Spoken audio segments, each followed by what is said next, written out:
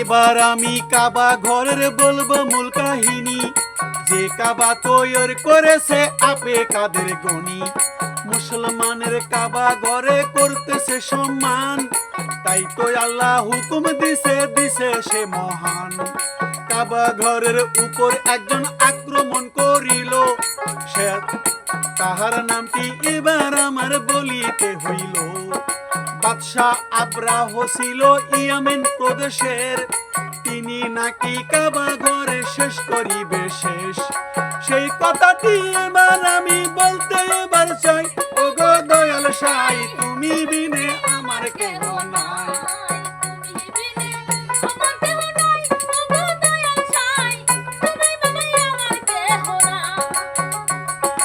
যার কাবা সেই উদ্ধার করবে আমরা কিছু না, তাই আমারে আল্লাহ পাকে করছে বর্ণনা।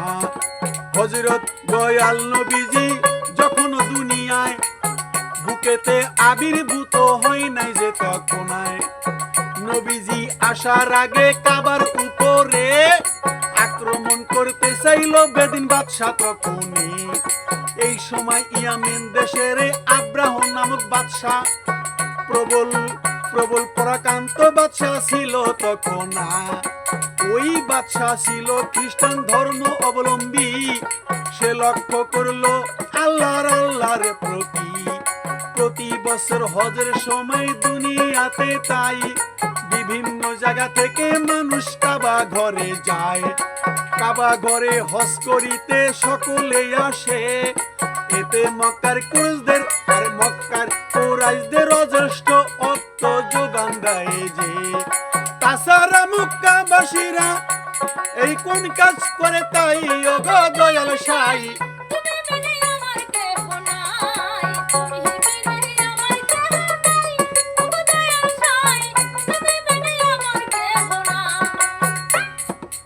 মক্কার কুরাইশদের অজস্র অর্থ আমদানি হয়, কারণ কাবা ঘরে যখন হজ করতে বিভিন্ন দেশ থেকে সেটা ইয়ামেন প্রদেশের বাদশাহ আব্রাহ তার চোখের সইল না, তিনি খ্রিস্টান ধর্মের বাদশাহ।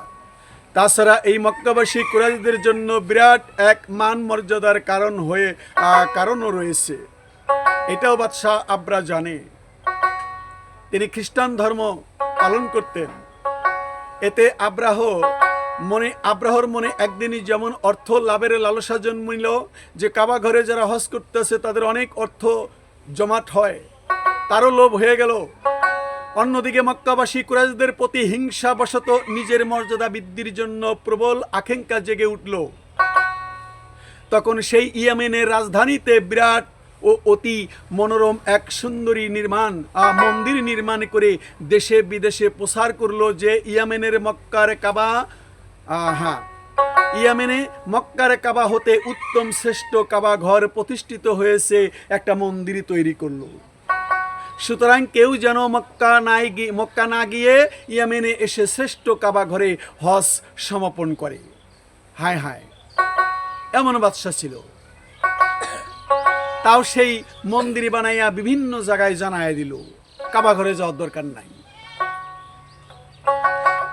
কিন্তু বাদশা আব্রাহর অপচেষ্টা শেষ পর্যন্ত এবারে বাইরে ব্যর্থ হয় তখন। কেননা আল্লাহর কাবা ঘরের সাথে প্রতিযোগিতা করে মানুষের নির্মিত কাবা কোনোদিনই লজ্জালাভ হইতে পারে না। বাদশা কিভাবে মন্দির বানাইয়া কাবা যাইবান, কাবার নাম দিয়া ইয়ামেনের নকল কাবা ঘরের কোন লোকই হজ করিতে যায় না রে তখনই। নকল কাবাই কেবা হজ করিবে এবার তাই, যার ফলে বাদশা আব্রাহ করলো কোন কাম তাই। আর্থিক অপচয় ব্যর্থতার অপমানে হইয়া ক্ষিপ্ত হইয়া উঠল বাদশা কাবারও লাগিয়া। ভাবলো মক্কার কাবা ঘর বর্তমান থাকিতে কেউ তার নির্মিত কাবায় হজ করতে আসবে না যে, সুতরাং অবশ্যই মক্কার কাবা ধ্বংস করতে হয়।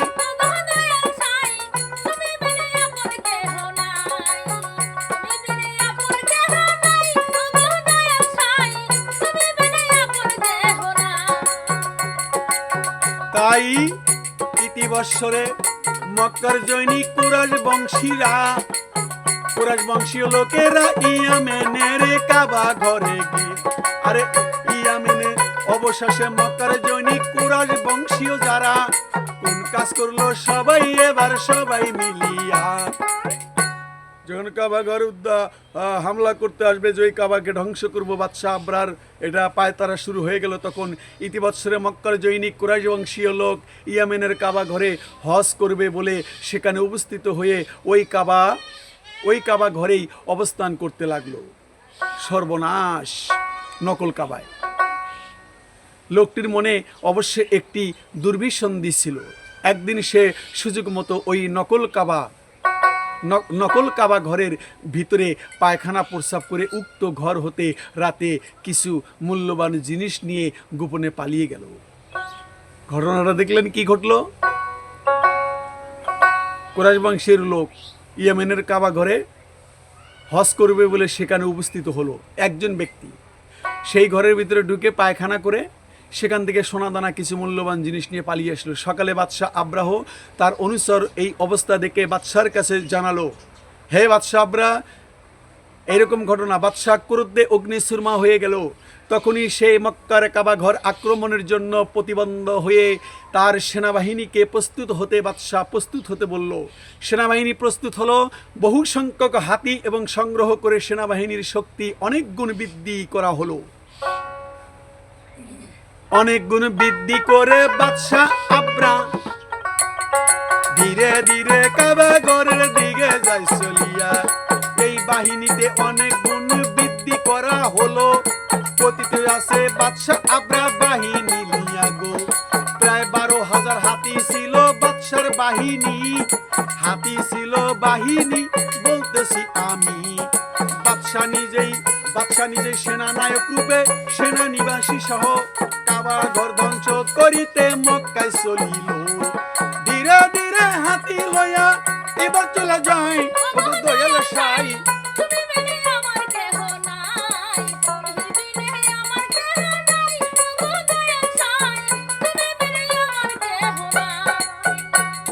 আবরা 12,000 হাতি নিয়ে রওনা করছে, নিজেই সেনানায়ক ওই যুদ্ধের। এবার আব্রাহের বাহিনী, ওই বাদশাহ বেঈমানের বাহিনী মক্কায় উপকণ্ঠে পৌঁছে তাঁবু গাড়ল এবং ওই দিন তারা কাবাঘর ভাঙতে মক্কায় প্রবেশ স্থগিত করলো। আমরা আজকে তাঁবু গাড়ব। কিন্তু তারা সেই দিনে মক্কায় প্রবেশ না করলেও সীমান্ত এলাকা হতে বিভিন্ন দ্রব্য সামগ্রী এবং পশুচারণ ভূমি হতে পশু লুণ্ঠন করে নিয়ে গেল। এমনকি আব্দুল মোতালিবের 200 উটও লুণ্ঠন করা হলো। মক্কাবাসীরা বাদশাহ আব্রাহের শক্তি সামর্থ্যের কথা পূর্ব থেকেই জানত। তাই তারা বাদশাহ আব্রাহের সাথে যুদ্ধ করতে যাওয়া আর সেখানে মারা যাওয়া একই কথা মনে করল। মক্কাবাসীরা সকলেই মক্কা ত্যাগ করে পাহাড় পর্বত এলাকায় গিয়ে আশ্রয় নিল। মক্কা তখন একটি জনশূন্য শহরে পরিণত হয়ে গেল। কে কাবা ঘর উদ্ধার করবে? সবাই তো বাদশার শক্তি দেখে পালিয়ে গেল। কুরাইশ এরা বাদশাহ আব্রার সাথে কুরাইশ নেতা আব্দুল মোতালিবের অবশ্য ইতিপূর্বে খুবই বন্ধুত্ব সম্পর্ক ছিল। সীমান্ত এলাকায় লুণ্ঠনের সংবাদ শুনে আব্দুল মোতালেব আব্রাহের সাথে দেখা করলেন। বাদশাহ আব্রাহ কুরাইশ নেতাকে যথেষ্ট সম্মান প্রদর্শন করে উত্তম আসনে বসালেন। মোতালেব উত্তম আসনে বসলেন। এরপর উভয়ের মধ্যে কুশল বিনিময়ের পর আব্দুল মোতালেব বাদশাকে জিজ্ঞেস করলেন, আপনি আমাদের দেশে কি কারণে আগমন করেছেন? এইবার আসল প্রশ্ন করেছেন আব্দুল মোতালিব, যিনি ছিল আমার নবীর দাদা যান। যখন জিজ্ঞেস করলেন তখন বাদশাহ আব্রাহ কি করলেন? তিনি বললেন, কাবাঘর ধ্বংস করতে এখানে আমরা এসেছি। তাহলে আপনার সেনাগণ সেই উষ্ট আদি লুণ্ঠন করলো কেন?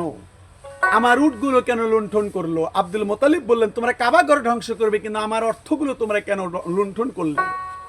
আমি ওইগুলো আপনার কাছে ফেরত নিতে এসেছি। আপনি মহানুভব বাদশাহ, আমার উটগুলি ফেরত দিন।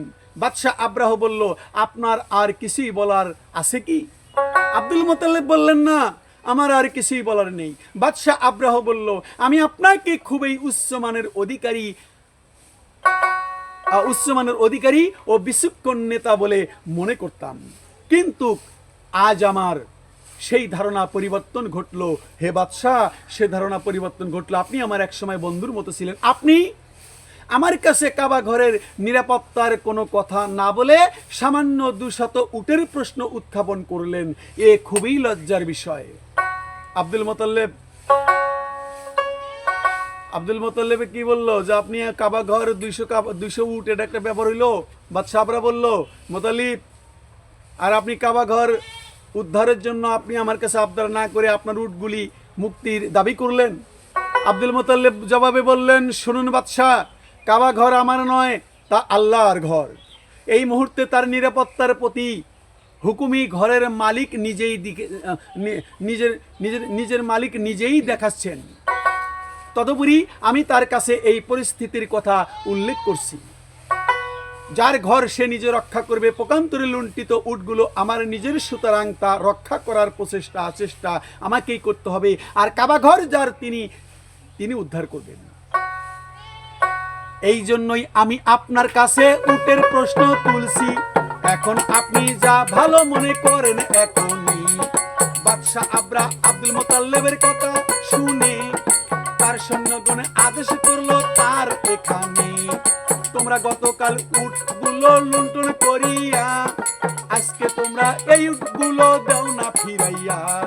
ততবার আব্দুল মুতাল্লিব তার লুণ্ঠিত উটগুলো নিয়া প্রস্থান করলেন, এইবার আপনাদের যাই কইয়া। আব্রাহ বাদশাহ বলল, হে কুরাইশ নেতা, তোমাকে জানাই, আমি আগামীকাল মক্কা প্রবেশ করে কাবা ধ্বংস রয়, আগামীকাল প্রবেশ করব, ধ্বংস করব কাবায়। কথাটা তোমাকে জানিয়ে দিলাম ওরে মুতালিবে, শুইনা রাখো, আগামীকাল ধ্বংস কাবা হবে। এই কথা বলিয়া তিনি চলে গেল, তাই ও দয়াল সাই।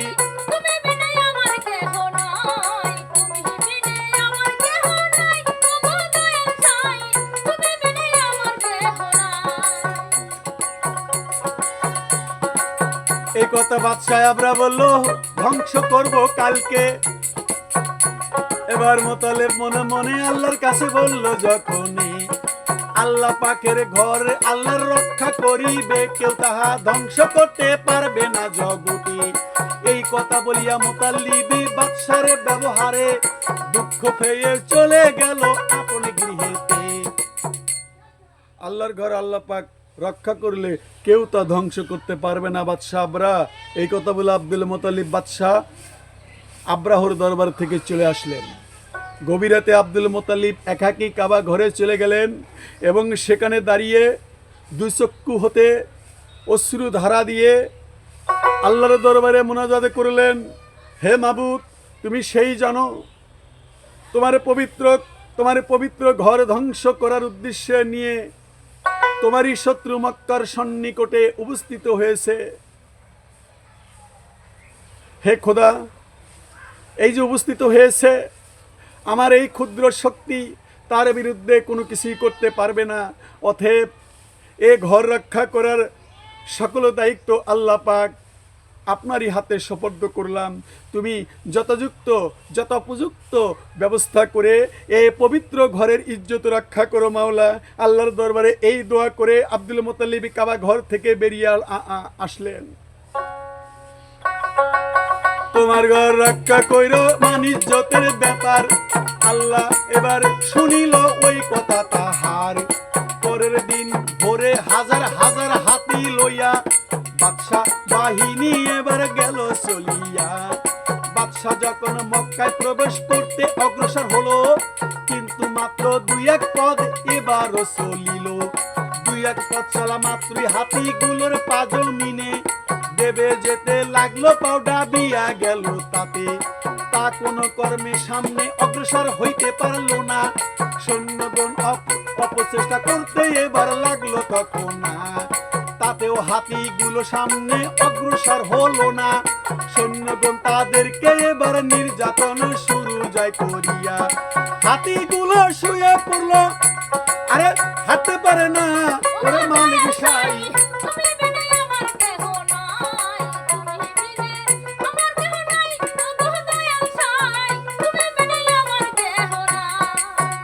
12,000 হাতি হাতি পরিচালনা করে হাতিগুলোর উপর বহুত নির্যাতন শুরু করে দিল। হাতিগুলো শুয়ে পড়লো, পা মাটিতে ডাইবে গেছে, আর ওঠে না। তাই মাহমুদ নামে একটি বড় হাতি, মাহমুদ নামে একটি বড় হাতির পিঠে, ওই হাতির নাম ছিল মাহমুদ, ওই হাতির পিঠে আরোহণ করেছিল বাদশাহ আব্রাহ। সে হাতিটি পিষ্ট হতে বাদশাহ আব্রাহকে জমিনে ফেলে দিল। যখন বাদশাহ আব্রাহ হাতির পৃষ্ঠ থেকে পড়ে গেল, ঠিক এই মুহূর্তে আল্লাহর হুকুমে আকাশ অন্ধকার করে ঝাঁকে ঝাঁকে আবাবিল নামক পাখি উড়ে আসলো। আবাবিল নামে পাখি যখন ঝাঁকে ঝাঁকে ভাই উড়ে উড়ে আসিল মক্কাতে যে পাই। প্রত্যেকটি পাখির মুখে একটি দুপায়ে দুটি করে ক্ষুদ্র ক্ষুদ্র পাথরের টুকরা নিয়ে, পাখির মুখে দুইটি পাথরের টুকরা ক্ষুদ্র করে মুখে করে পাথরগুলি আনলো কাবা ঘরে।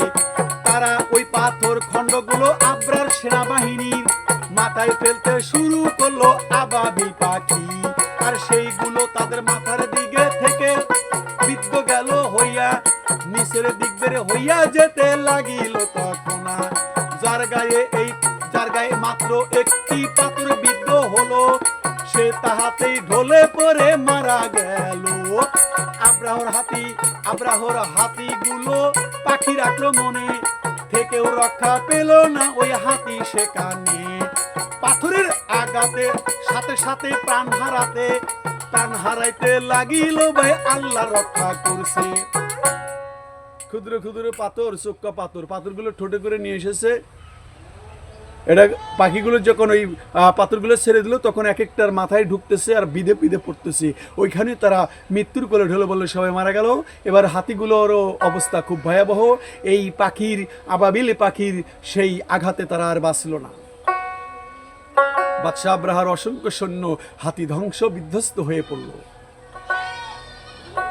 তাদের অবস্থা এমন হলো যেন গরুর চর্বি ভুসি এমন হয়ে গেল। গরুর যেরকম চর্বিগুলো এক জায়গায় জড়ো হয়, এরকম হাতিগুলো গলে একবারে হাতিগুলো জড়ো হয়ে ভুরির মতন জমাট হয়ে গেল, ঘাড়ি হয়ে গেল। বাদশাহ আব্রাহ চরম বিপদ দেখে নিজের প্রাণ রক্ষার জন্য নিজের দেশের দিকে ঊর্ধ্বশ্বাসে ছুটল এবং কোনরূপে গিয়ে রাজধানীতে পৌঁছিল। তাকে এভাবে ব্যতিব্যস্ত অবস্থায় একাকিনী রাজধানীতে ফিরতে দেখে সকলেই বিস্ময়ে তার কাছে ঘটনার কথা জানতে চাইল। সে কাঁপতে কাঁপতে কোনরূপ ঘটনা জানালো, কিন্তু সেই মুহূর্তে একটি আবাবিল পাখি তার মাথার উপরে আকাশে দু তিনটি চক্কর দিল। সেই এমনই ওই একটি আবাবিল পাখি গেছে। যখন চক্কর দিল, সেই দিকে রাজার দৃষ্টি পড়া মাত্র সে বলল, এই যে পাখিটি দেখা যাচ্ছে, সেই পাখিগুলো দেখতে ঠিক এই পাখিটির মতোই ছিল। আর রাজার এই বক্তব্য শেষ হওয়া মাত্রই উক্ত পাখিটি একখণ্ড পাথর রাজার উপরে ছুঁড়ে মারল। আর সাথে সাথে তা বাদশাহ আব্রাহর শরীর ভেদ করে গুহদার সেই মলদার দিয়ে বের হয়ে গেল। রাজা সেখানে লুটিয়ে পড়ে তার পাপ দেহ থেকে ত্যাগ করলো। তাহলে আল্লাহ কাবা ঘর আল্লাহ রক্ষা করলো। আহারে, আব্রাহ বাদশাহ বহু মান সম্মান নিয়ে মক্কার কাবাগর ধ্বংস করতে এসেছিল। মাল সামাও ছিল অনেক। সে এবং তার সৈন্য সমান্ত এইভাবে ধ্বংস হওয়া সমস্ত মাল সমান মক্কার সীমান্তে পড়ে রইল। পরে ওইসব আব্দুল মোতালিবের হস্তগত হলো। আব্রাহ সেই শোচনীয় পরিণত দেখে মক্কাবাসীরা পাহাড়ের উপর হতে নেমে এসে আল্লাহর দরবারে অসংখ্য শুকর আদায় করলো। বিভিন্ন ঐতিহাসিক জীবনকারদের মতে ইয়েমেনের বাদশাহ আব্রাহ যখন মক্কার কাবাগর ধ্বংস করার উদ্দেশ্যে অভিযান করেছিল, তার 40 অথবা 57 দিন পরে মহানবী মোহাম্মদ সাল্লাল্লাহু সাল্লাম আমেনার গর্ভে হতে শান্তির বাণী বহন করে দুনিয়াতে আগমন করলেন। কয়দিন? 40 বা 52 দিন।